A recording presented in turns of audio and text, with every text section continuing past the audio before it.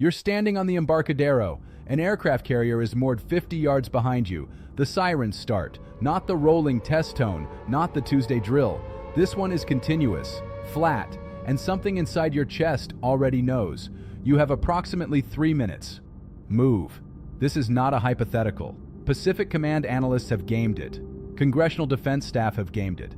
Planners inside the People's Liberation Army Rocket Force have gamed it with far more resources than either.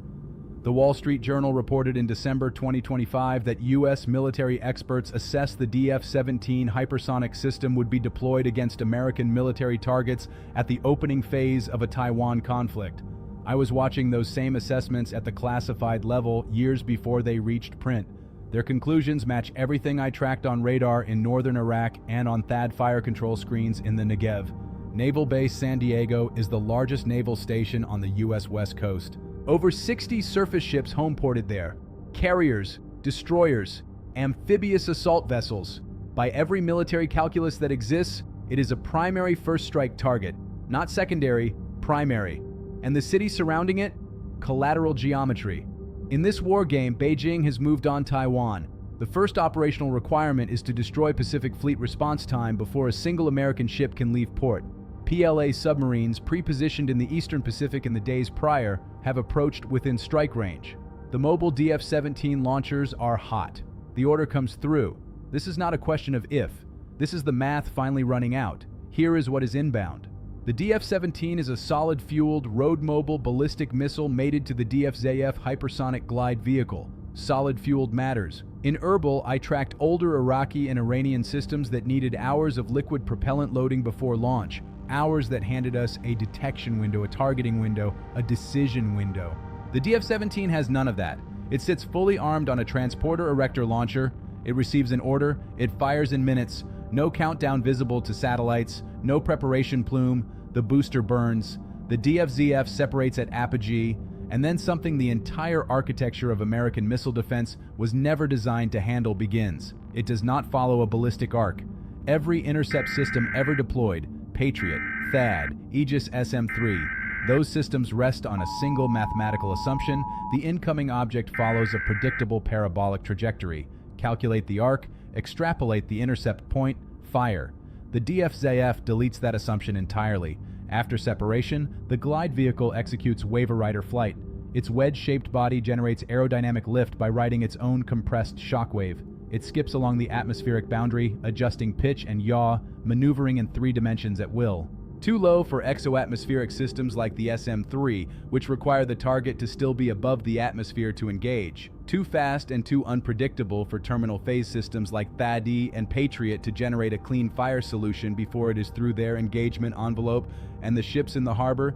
Their phalanx CIWS and RAM launchers are point defense systems engineered to kill subsonic cruise missiles and anti-ship drones at close range against a target traveling at Mach 5 or greater on a non-ballistic terminal approach below the radar horizon. Their engagement timelines collapse to fractions of a second, which is not an engagement timeline. It is a eulogy. Peak velocity, Mach 10. 3 kilometers every single second.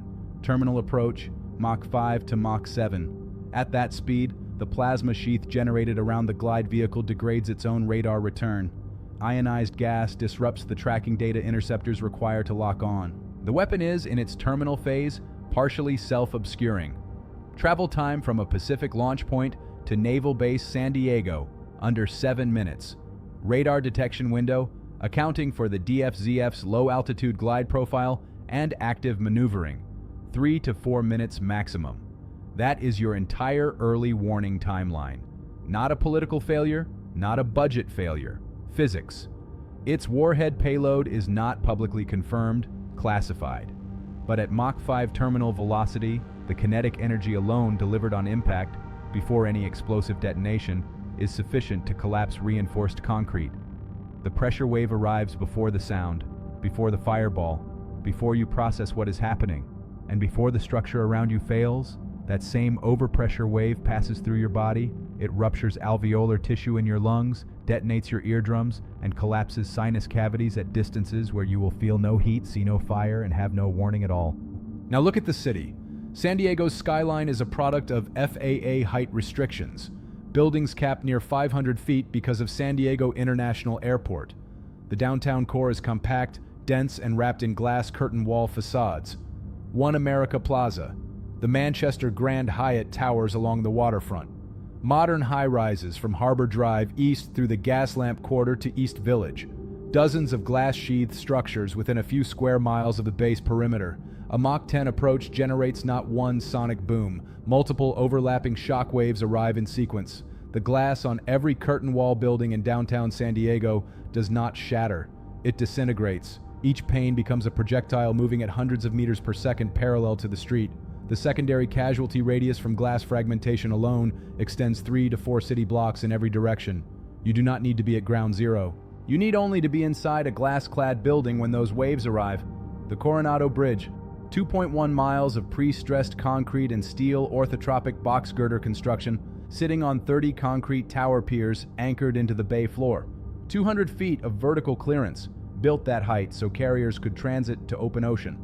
The U.S. Navy opposed that bridge in 1935 for one reason. They calculated a collapsed span would trap the fleet inside the bay.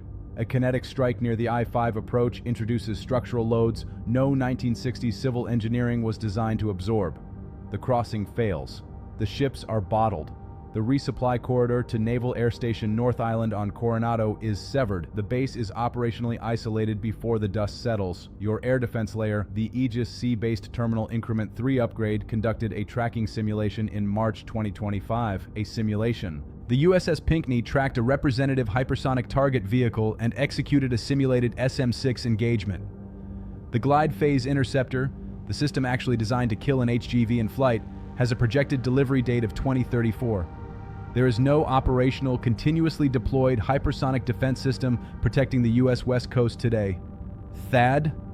In the June 2025 exchange with Iran, my former colleagues expended over 150 THAAD interceptors, approximately 25% of the entire funded U.S. inventory in a single conflict. Those batteries are not stationed in Southern California for homeland defense. NORAD's intercept architecture was built for ballistic re-entry vehicles on predictable arcs. It was not built for a weapon that maneuvers through its terminal phase at Mach 6 while generating its own radar interference. The city is not covered, except that now. Phase 1. The first 3 minutes. The moment that alert tone goes continuous. Assess position immediately. Embarcadero. Harbor Drive. Within half a mile of the base entrance.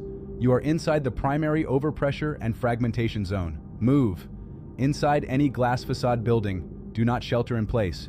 Move away from exterior windows. Find the building's concrete core. Emergency stairwells, interior elevator shafts, reinforced concrete, get to it, get low. Underground beats everything, Gaslamp Quarter, East Village, commercial parking structures, level B2 or lower, 2 reinforced concrete slabs above your head minimum. That is your best case position. Wood frame residential, the majority of San Diego's housing stock, absorbs nothing from a pressure wave. It passes through the structure as if the structure does not exist. Ground level concrete foundation slab. Interior load-bearing wall. Face down, hands over the back of your neck. Low is alive. Phase 2. After the strike. I-5 is not an evacuation route. Understand that completely before you take a single step. Within 8 minutes of confirmed impact, I-5 becomes a compression corridor of stationary vehicles, ruptured fuel lines, and secondary ordnance cook-off from the base perimeter. No lanes, no movement. Every person who drives toward that freeway is making the last navigational decision of their life. The overpass structures along the I-5 corridor near downtown are unreinforced concrete from the 1960s. In a significant overpressure event, sections fail. You will not be caught in traffic. You will be buried under it. Military facilities taking kinetic strikes generate toxic secondary fires, jet fuel storage, ordnance cook-off, industrial chemical release. San Diego's prevailing coastal wind runs northwest to southeast, onshore west to east.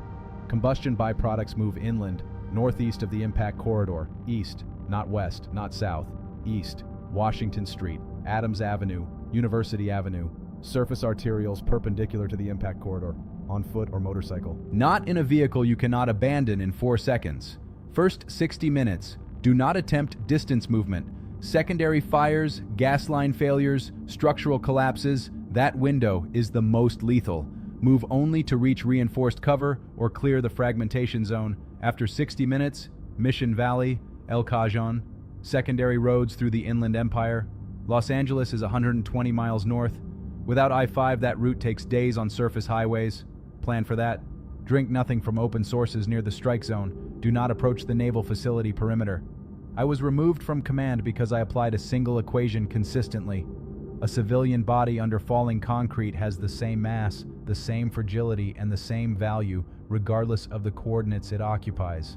The Pentagon does not have a problem with that as philosophy. They have a problem with it when a THAAD commander says it on record, while the political machinery requires the opposite conclusion. That is not a moral argument. It is an institutional incompatibility. They resolved the incompatibility. I was the variable they eliminated. I am not interested in their institutional logic. I am interested in yours. The intercept chain is not ready for what is coming. The glide vehicle does not negotiate. It only cares about coordinates. Make sure you are not at them.